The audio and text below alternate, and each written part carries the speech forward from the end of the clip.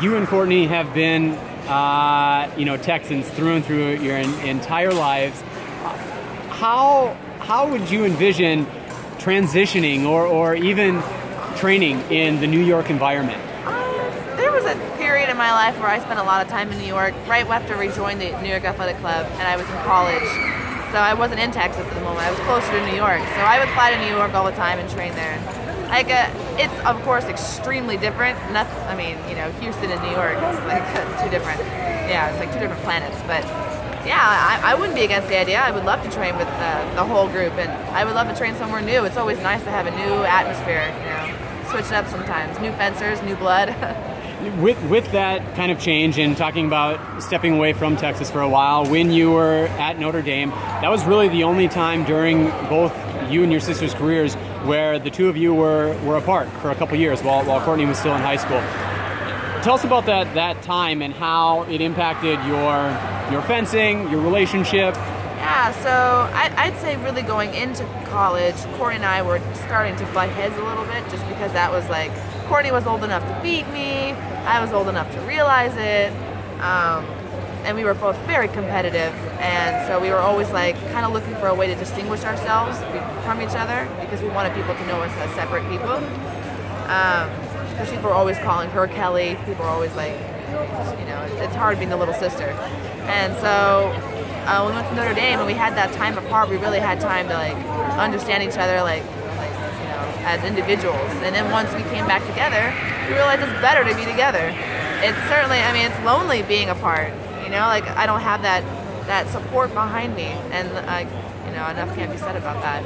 So was there a time when Kelly was faced with the decision to choose a school that she was considered, thank you, case in point, where she considered maintaining that separation perhaps and going to another school where the two of you might have been rivals? Yeah, that was a consideration at some point. I know that Ohio State was talking to Courtney and trying to charm her into coming to Ohio State, but it was really just the thought of us having to directly compete against each other for 4 years, well I guess for 2 years, that it wasn't worth it. Like that would just put a real big, I can't imagine what would have happened to our relationship if that had happened. Like that would have been bad. So having the opportunity to really kind of trial that separation, how has that changed your perspective on now being professional athletes, pursuing training and fencing full time, in where the two of you train and whether it is in the same place? Has there ever been a time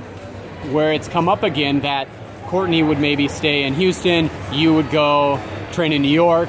Yeah, that's happened a little bit in Houston. When we were first there, there was talk about Courtney staying in Houston, me going back to San Antonio, or me going up to New York, or me going to Colorado Springs, because at the time I really wanted to go to Colorado Springs. I really liked it there. And this was when Men's Epee was still there, so there was fencing there at the time. So I really wanted to go there. I wasn't a big Houston fan just because the traffic just kills me, like really. And so, how you doing with that traffic now? I'm looking forward to back to San Antonio traffic, honestly. San Antonio traffic is nothing on Houston traffic. But yeah, so like there was a time where we definitely talked about splitting up. There was like 3 or 4 discussions about it, big family discussions about it, what we should do, if we should do it, if it's worth it.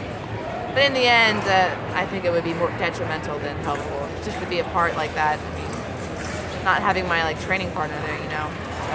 And with that training partner, you talked about the team component and having that kind of trust in your teammate.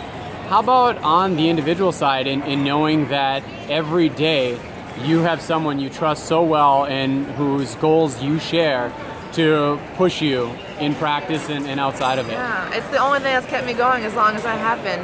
Truly, like I would not still be fencing if it weren't for Courtney and my family just like being there and 100% supportive and having that there behind me. I can't imagine how anyone else, why would they keep fencing? Why?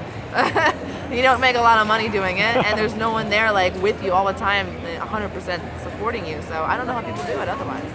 So, that said, how have the two of you, as the most veteran fencers, the most experienced, the most accomplished fencers on the women's epee squad, been able to kind of spread that to the other two team members and further on down the line to strengthen this women's team and hopefully improving on that bronze? Yeah, well, really, it's just spending time together, and when we go on these World Cups, these little trips together, we try to really get to know each other, and we tried to bring in Kat Holmes into our little tight-knit circle, and Kasha, of course, is sort of new to it all, but we're really trying to focus on strengthening that bond, because it really helps in a team event to just really know each other and fully support each other. Courtney and I are prime examples of how well that really works. And so, yeah, that's what we're working on all the time. All right. Well, we wish you the best in that support come time for Rio.